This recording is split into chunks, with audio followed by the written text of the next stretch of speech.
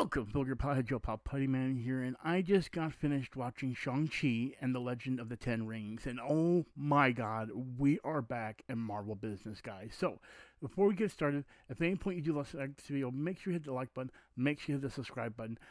If you want to skip straight to the review or the Easter eggs, the timestamps are below. And I do also ask you that if you're going to watch this all the way through and you're a Fortnite fan, then make sure you check out the Shang-Chi, or sorry, Shang-Chi. It's very hard to say because I want to say Shang. I'm so used to it, but he actually points out in the movie it's Shang-Chi, or Shang-Chi. Anyway, if you guys plan on buying the Shang-Chi skin, please use my supporter creator code. That's Puttyman _ PUTTYMAN with underscore at the end, hashtag ad. Okay, so we have a lot to go over when it comes to this movie, but I know you guys are here for my review if you're sticking around at this point. So, with that being said, before I give my final score, I want to say it is nice to see Marvel back on its form with action, comedy, plot twist, and even in a situation where, if you're not even aware, things that are going to change the MCU as a whole. But, you know, in a lot of ways, I want to express how wonderful this movie is. And I know I get really excited about Marvel movies just because of being a Marvel fanatic. And I will state that whenever they change things, I tend to get very, very, very over dramatic because I don't like the change from the Marvel comics too much. But sometimes a welcome change is a good change. And that's being said here.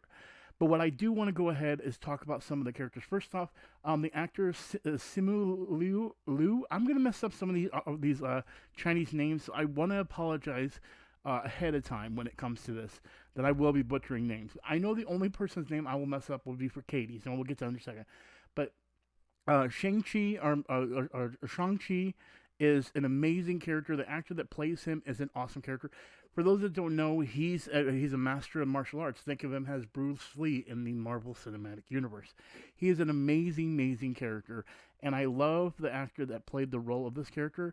And the reason I'm so excited is because the guy that plays this character, or plays the main character, did a really good job of really pushing it out there and giving something not really new, but something that wasn't so serious at times. He is a very, very thought-provoking character that actually knows what he's doing. But honestly, I don't think it wouldn't work with him if it wasn't for Awkwafina as Katie. Awkwafina was amazing for this role.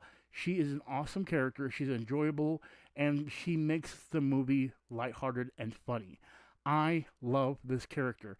I can't wait to see more. Think of it as, I can't think of her name, but from Thor, that ended up being on WandaVision. She, if you remember, I can't think of her name right now.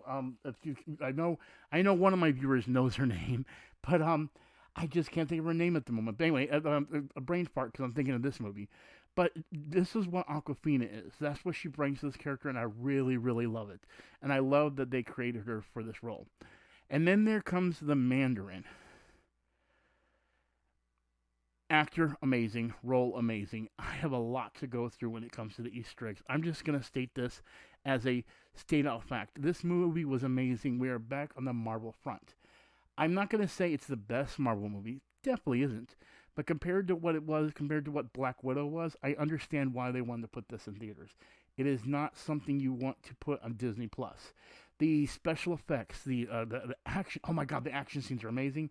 The special effects are so much fun in this. And then, of course, there's the comedy. There's so much to enjoy in this movie that I went and saw in 3D. And when it comes to 3D movies, I like the whole idea, but nothing really sticks out when it comes to 3D as much as this movie did. The weapons, things that stuck out, made it enjoyable. So if you have an opportunity to see in 3D and you don't get headaches from that kind of stuff, because I don't, I would say definitely enjoy it in 3D. I think you're going to love it. And I had people actually, like people that never even watched a 3D movie going, whoa, at certain points. So it's definitely worth watching. But if you don't want to, you're still going to love this movie. It is action-packed. There are great moments. And there's a better understanding. Now, I feel like a lot of people are going to be lost as far as the connections, but you'll soon see. Because there is magical encounters, there's fighting encounters, and there is encounters with other characters as well. But overall, this movie was amazing. And I stated that I do give a lot of movies high numbers. So here's what I'm doing. I'm actually going to downgrade this a little bit because I'm going to start lowering my ratings because a lot of people said that I'm giving nines to stuff that wouldn't compared to like Pulp Fiction or something like that. And you know who I'm talking about. You know who you are. But you know, I can understand why. I can understand why I give Marvel high numbers because I love Marvel. But this one, I'm going to give it a lower number and start lowering my numbers, but this is still a high number. So, for Shang-Chi and the Legend of the Ten Rings, I'm giving it an 8 out of 10. And that is going to be a high number from now on. So, 9 and 10 are going to be more perfection movies. Stuff like Avengers Endgame, Avengers, things of that nature that I would give those high numbers. This is not as good as like Captain America's Winter Soldier Civil War, and you can understand why, or even Iron Man. But as far as like what we've gotten in the pipeline lately with Marvel, this is an amazing movie, and I love it. I would say that it's not as good as Thor Ragnarok, but it could get close to that, honestly. The fight scenes in this movie are amazing. I would just say you definitely need to go and see this movie if you're wanting to see anything fun. This is definitely it. You know what I mean? I loved Free Guy, and I think Free Guy the same score, or I actually one lower, and I definitely should have gave Free Guy like a score of 6 or 5 compared to this movie. But with that being said, I thoroughly enjoyed this movie, and I really, really want to get into spoilers. Do not continue from this point. With that being said, let's go ahead and get into spoiler territory. So for our first spoiler, we're going to be talking about Shang-Chi. Now, Shang-Chi first appeared in Special Marvel Edition number 15 back in December of 1973. He actually doesn't have any really like special powers other than being a master of Chi and martial arts. He's trained. He's also sparred with characters like Captain America, Spider-Man, and so on. And he's also been like assisted by Tony Stark with like repulsor nunchucks, things of that nature.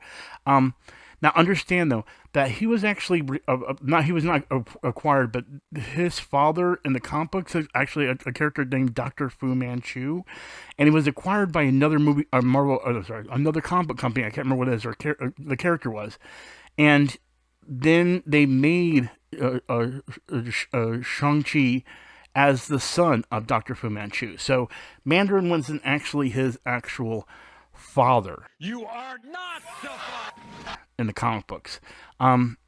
Which was definitely a big change for this movie. But honestly, I'm not mad. It makes sense. If you guys know how I felt about Iron Man 3, you remember I was really mad about the Iron Man situation, and we are going to be getting into that later, so let's continue on with the next character. Next is the Mandarin. Now, the Mandarin first appeared in Tales of Suspense number 50 back in February of 1964. Here's the thing. He is the arch nemesis of Iron Man. He's like Batman's Joker would be Iron Man's the Mandarin. So when they made Iron Man 3 and made the Mandarin a joke, I was mad. But then they brought back Ben Kingsley, and they fixed everything about the character of Mandarin. And even though they did change it, because Mandarin was not the character you see, he was intelligent, he does know martial arts, and he did have the rings. But that's the thing, he actually was quite different in this movie, and I was actually quite happy with it. See, in the comic book, the 10 rings, each one is on each hand. So, for example, let's go from left hand. If you go from left hand, there's one. The first ring is the Ice Blast Zero, the Ice Blast ring. Then there's the Mental Intensifier ring, the Electro Blast ring, the Flame Blast ring, and the White Light ring. Then you go to his right hand. It's the Black Light ring, the Disintegration beam, the Vortex beam, the Impact beam, and the Matter Rearranger. These all have different abilities that give the Mandarin his powers. But the problem is they didn't really focus on that for this movie. They basically showed that the 10 rings give you massive power. And then, of course, you saw Shang-Chi actually ends up with the rings. So, Mandarin definitely was changed. There was no relationship for father and son with him. And he was an arch enemy to Iron Man. And they didn't do this in here. Here's the thing. I actually was mad that Mandarin wasn't put in that way, but I also was mad because there was no focus on the Mandarin at all when it came to the rings in Iron Man. when you're gonna change something, I understand if you're gonna change big plots. And like for example, basically when they made the Mandarin in Iron Man 3, I considered that like when they sewn the mouth of Deadpool in my eyes in like X-Men Origins Wolverine. And I know that's going to get a lot of rage, but what you have to understand is those rings are crucial to the Mandarin character. So yes, you change the Mandarin some, and yes, I will be upset slightly, but not that much if you do it right. What they did in Iron Man 3, in my eyes, was not right. What they did in Shang-Chi was right. And this is the Mandarin I would rather have. The rings aren't on the fingers, the rings are on the arms, but the character felt like what I wanted. So Marvel did me right finally. Now go back and fix Taskmaster. Now I want to get into Awkwafina's character, Katie. This isn't an MCU, or this is not a Marvel comic character. Brand new for the movie, and I love it. This is one of those times that you did great on making a new character.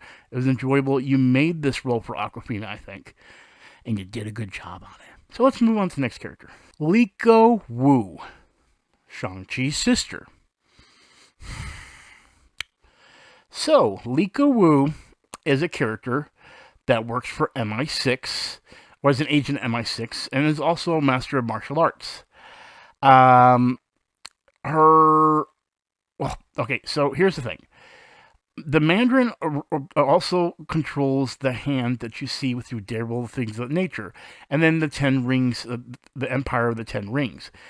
If you watch the end credits, you see that she takes over the Empire, but you know that the Mandarin is also involved with the hand, and also that that Liko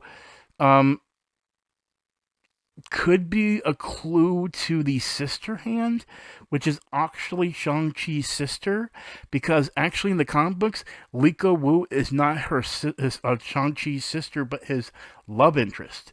But they changed it as a sister in this movie, which his sister is part of Sister Hand, and if that is part of Hand, aka the 10 rings that Mandarin controls, because Mandarin controls the hand, then does that mean this is Sister Hand? If I just broke your brain, then understand that it broke my brain too, because that ending at the end screen, that was confusing. But we do have another end screen we'll get to in a bit. Next, we have Razor Fist. Now, in the comic books, he is part of Shang-Chi's story as far as the comic books, but is actually played by 3 brothers. The first Razor Hand was Razor Fist. I have hand in my brain because I just talked about the hand. The first Razor Fist was by William Young, and he died. The second Razor Fist, the brother of William Young, William Scott, and he died. And then the third Razor Fist, and which is currently the living one, is Douglas Scott, the brother of William Scott and William Young. And that's Razor Fist. That's pretty much it. It's Razor Fist. He knows martial arts, he knows how hand-to-hand combat, and he has a razor for a fist. Let's continue. Abomination. Incredible Hulk. Love what they did in here. Happy to see it. Next one. Wong is here. Wong is here. I'm going to make it crystal clear. Wong is here from Doctor Strange. It's really cool and kind of strange. But anyway, he's got an integral part on this, and we'll get back to that in just a second. John. If you don't remember who John is, John was the one where Shang-Chi signed to fight his sister in the thing? I don't know who John is, but the only John I know is John Spector from X-Force, and it does kind of look like John Spector, and John Spector does know hand-to-hand combat and fights with swords. Could John be John Spector? I don't know. What do you think? Talo. Now, the location of Talo is where we actually see Shang-Chi's aunt and, of course, the where his mother comes from. Now, his aunt, which is Zhang Nan, played by Michelle Yeoh, I've never heard that name, so I don't think she's in the comic books. If I am wrong, definitely tell me. So, and that, don't worry, we're going to be getting into characters that don't have references to the comic books, but I do want to mention that we do see those fiery phoenix-like creatures. Those are called Feng Hungs. I cannot really pronounce it correctly. Again, when it comes to like Chinese culture, I'm very bad about pronouncing it. Then there's celestial dragons. The main one could be Hachi that we see on there, but we also see Hatis and Ninetails throughout this as well. But then there's something we're going to be getting into later. But the main thing I want to talk about is the Soul Eaters. If you remember, the Soul Eaters are the things that come out, and they were fighting at the end of the movie. One in particular, and by the way, Soul Eaters have been around since Doctor Strange #2. Here's the thing about it, and this is August 1974. Wong and the Soul Eaters are both connections to Doctor Strange, and we're about to get Doctor Strange in the Multiverse of Madness, and we get Wong pulling in both Awkwafina and Shang-Chi into the portal to talk about the rings, which they also go into in the comic books because they are part of a celestial balance. Okay, see, let me try to explain this without things confusing. The primary source of the power of the Ten Rings of the Mandarin is actually an alien technology that was from a craft spaceship. So each ring has a different power and is worn on each specific ring, like I explained earlier. So if you remember, when Wong is actually tearing them apart, they do find a location of space. So this might still be alien technology that's still adapted to the Ten Rings, but in a different way. So I don't know where they're going to go on that one, but I do want to state that the big monster that you see, Devondra, is actually more of a newer character. I don't know what comic came in, but it's actually like a 2017 Marvel comic, that Devondra, which is the big monster you see at the end of the movie. He actually is in the newer comics, but he actually comes from the Soul World. And if you remember, both Gamora and Black Widow saw their fate in the Soul World when they were trying to get the Soul Gem. So to have Devondra, aka the monster you see at the end of the movie, connected with the Soul area and then that gate, I feel like that gate would have been Soul World that you saw all that happen. But again, they might have changed it, and I just don't see that here. You know what I mean? I don't know if that's what was referenced or not. They completely kept that kind of blind, but if you're familiar with the characters, and of course you're seeing me put these pictures on the screen, so you clearly see the reference points for that. But then I want to get into some things that are unknown. But before we do that, I also want to bring up, if you heard him talking about, if you remember Awkwafina's character, Katie actually said that he did a Kamehameha. That's actually a reference from Dragon Ball Z from Goku.